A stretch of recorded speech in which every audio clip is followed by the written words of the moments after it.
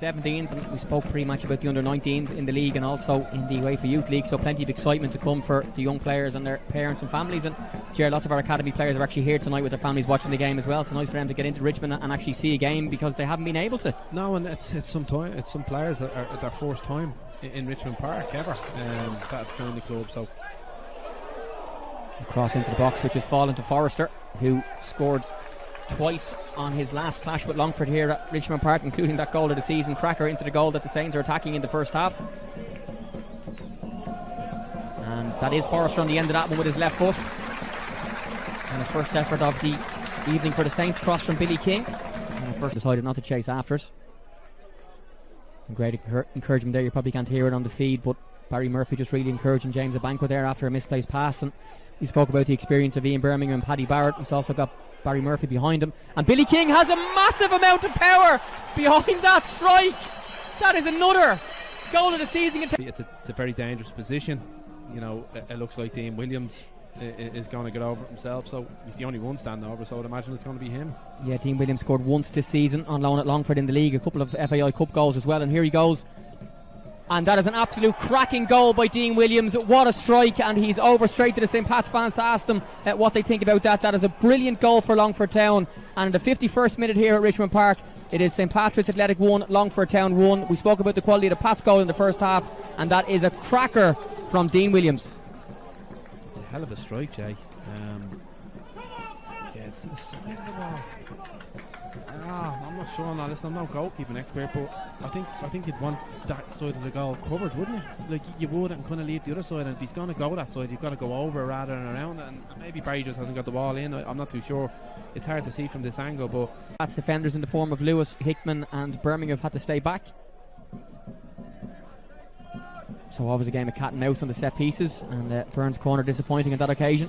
Just going back to the free kick, Jay, I know we 4 or 5 games previous, and all of a sudden he drops out in a cup game, and you're thinking, what's going on? Do I have a sulk or not? No, his head down, he came on and he was absolutely tremendous. Yeah, well, he's made 20 league appearances this season, 6 starts and 14 club appearances. Here's Jack Hickman, who can strike it, and he's just out of range there, just over the crossbar. But a good sider for Hickman, who is looking for his first. Just here on the outside again, on the right side, he could have got the ball out to him, but it opened up nice, and sometimes, you know, he does strike the ball really well, Jack. So brilliant again from Billy King.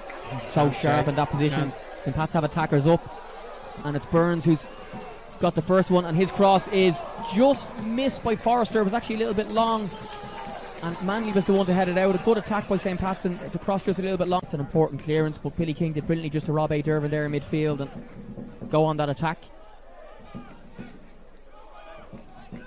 So Hickman back to Lewis. He's looking for a pass, and he's found one. St. Pat's having a little spell here.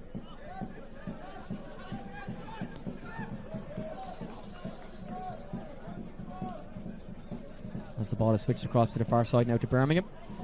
Longford preparing to bring their first change of the game. First player on in the second half. It's Connor Davis, I think, but for now it's Barrett into King and back to Forrester. Pat's just on the attack here, but Sam Bowen is just ensuring that someone comes back to defend with him. But there's the cross, and it's broken, and it is 2-1 to St. Patrick's Athletic, and it is that man, Chris Forrester, yet again in the 67th minute here. St. Patrick's Athletic 2, Longford Town 1. Forrester going across to he's over to his daughter, Jared. That's absolutely beautiful. We'll get more shots on that in a second, but now it's a replay of the goal.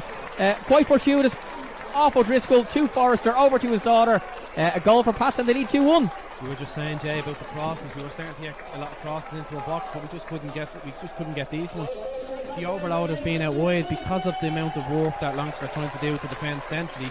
We've gone on the outside. It's a great delivery in by Hickman. It's just kind of falling nicely for Chris. It's a great finish, a really, really good finish. And for that, you finish out, go and be patient and try and get a goal. And there's a chance here for Connor Davis, who's having a little race here with Jack Hickman, and it's Davis, and it's a cross across the box. It's a really good cross, and it didn't find Dean Williams, who wants a corner, and it's actually gone out for a goal kick. It's actually he's just lost possession there, so it's Dobbs on the counter, and what a crucial interception from Paddy Barrett. That is brilliant defending from Paddy Barrett.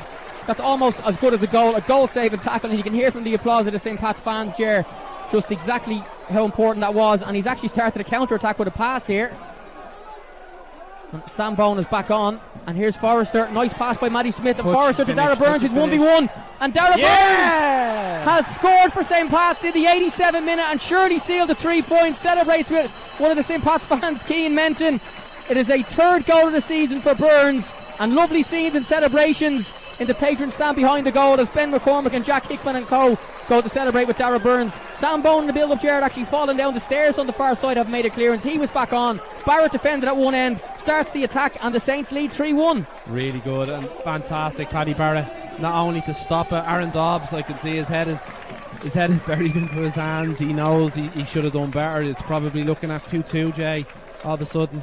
30 seconds later. Way to what looks like another victory here in what's the 37th ever league meeting between the teams. Pats would have now won 16, Longford with 11 and 10 draws.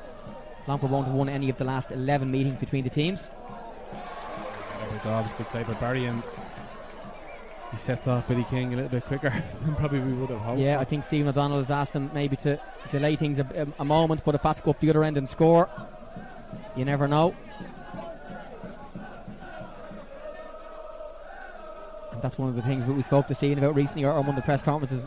He loves having the fans back in, but when the fans weren't in, he was able to shout on and every player could hear every word. So it's back to the problems of the managers that they have in the crowd room, which of course isn't a bad thing, but it's just something to consider when you're trying to get information on, and the players just can't hear you. But for now, here's King. And it's Forrester who's appeared on this side now. A lovely little Cruyff turn inside, and again Chris Forrester, a street footballer, Jerry. You've seen him do that a lot in training, a lot as a young fella, and he does it on Friday even for the Saints as well. Because I was at the end of it. That was the problem when he was running at me. Nah, listen, it's fantastic by Chris. It's the ability he has is unbelievable, and do you know what?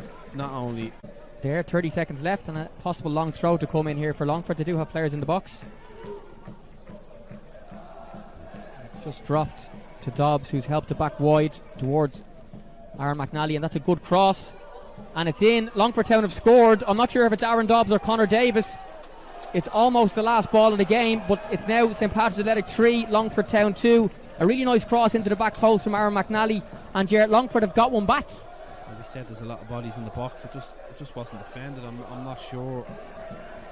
I'm not sure if it could have been headed out or not. We're probably blessed that it's come so late in it. I don't think there's much. I'm hoping there's not going to be much more from the referee's point of view, but you'll have the likes of Aaron Dobbs. He mightn't have felt as bad at 3-1, but he's certainly going to feel bad now if it ends up with your ears. And that is it, the final